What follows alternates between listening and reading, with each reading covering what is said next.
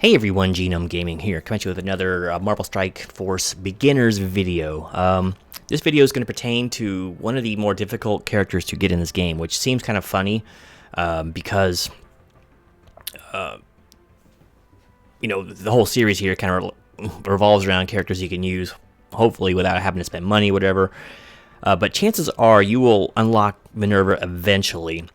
And here's why I think you should really go hard for her. And anytime, if an event ever comes back around again, which I don't think it's ever is, just and offers out there that allow you a chance of getting Minn-erva shards, like free ones, like for cores and stuff like that, are something to consider. Because Minn-erva is still, for me, a top 5 use in this game because she does so much well. But let me go in a little bit more of why she is so great. Personally, I don't like the character myself. Like, I don't know anything about her in the comics. I used to read the comics all the time. But whatever. I mean, I guess maybe she's in the movie or something. I haven't seen all the new ones. But whatever the case may be, everyone talks about her because of Dark Dimension 2, right? That's all well and good. She is like basically the queen of Dark Dimension 2. At least she was. There's other options now you can have. But it was all because of her ultimate. Everything here has to do with the ultimate because it's a percentage-based health steal. And basically, the health pools are so high in DD2 that every time you use this, it was basically a full heal for your entire team, no matter how low they were, and you're taking huge chunks of health off of those high health characters. And this is a really good move. That's why one of the great things was like pair her with Star-Lord and or Thanos and keep launching this as often as you could because it's got a long cooldown. It's like I think 7 energy, 8 energy, something like that. But yeah, so a lot of people get kind of sucked into thinking that's the only thing that makes her good. And that's, for me, this is actually one of the least important things she does now. I always have her on my dedicated main raid team. And let's explain why that is so, right? It's not for her damage, okay? This is negligible at best. It's just filler.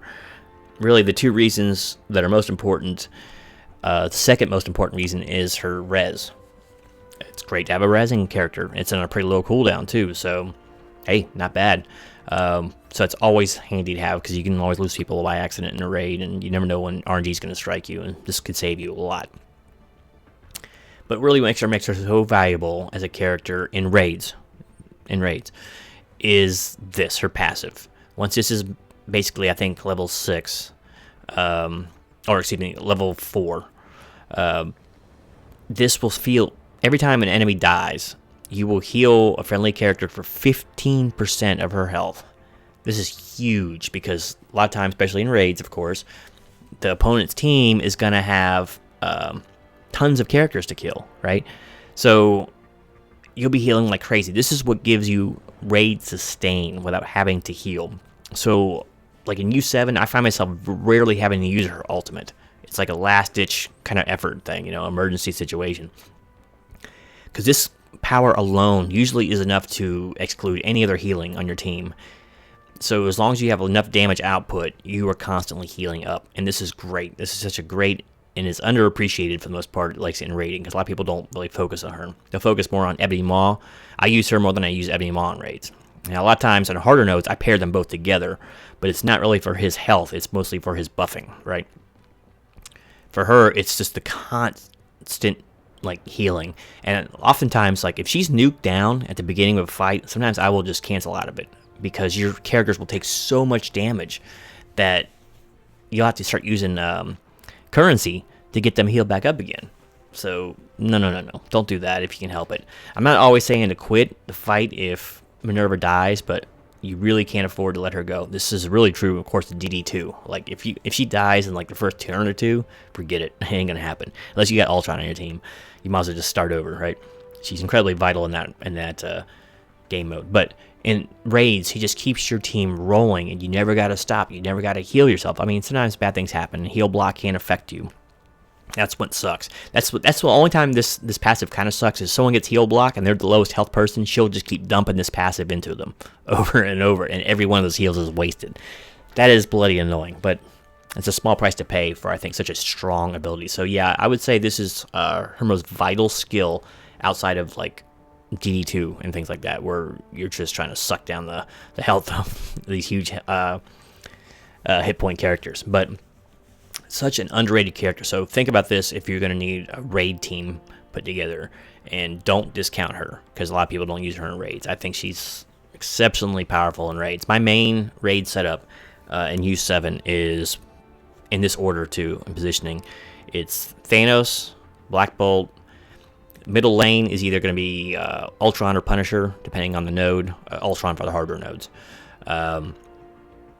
Minn-erva and Ebony Maw, or some other random name, or sometimes it's like Star-Lord, sometimes it's Ghost Rider. It just depends what that node needs. But really, she's a core member. She's like one of the 3 core members of any raid team I could put together, just because she just makes it so much easier, and you're not waiting on cooldowns with her. I mean, of course, on the ultimate you are, but I'm just saying, because it's a passive thing, it constantly heals you. It's so incredibly powerful. And like I said, Ebony Maw has a very, very similar heal, if not better heal, as his ultimate as hers. But once again, it takes a while to come back up, unless you're dumping energy into him with like Thanos or Star-Lord. But the way I think about it is, it's so much more efficient to do it with Minn-erva, right? So that's why I have Thanos on one edge, and he's only feeding Black Bolt directly, right? Energy. That way, he's constantly murdering other enemy characters, right? And he's healing the entire time. So rather than dumping energy into a heal, which takes a turn up, you don't do anything, she's just doing it automatically by herself. That's why I find her a much more valuable raid healer than like any other healer in the game. So she is incredibly good.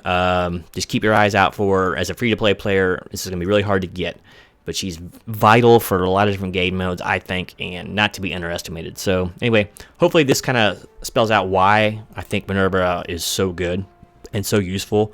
I don't use her in Arena. I don't use her really in Blitz. I use her as a specialty character in War. Like if I just need a good 5th somewhere, and she usually slots in very well, because the AI does not consider her res. So of note, her res does not work if, I've talked about this in another video, if like Loki or Mystique mind controls a character of you, or like causes other characters to attack your character through a mind control, and if Black Bolt kills them, your res will not work. So keep that in mind too. So if you're on a team with Black Bolt, that is sometimes something to worry about. But she's incredibly good, incredibly versatile, and she's not just the DD2 queen. I find her a raid queen as well. So anyway, I hope this video was a little bit helpful to you in kind of spelling out why I think she's a great character, and she's still, for me, a top 10 character. And yeah, hopefully if you like this, I can make more videos like this in the future. So until next time, this is Genome Gaming, out.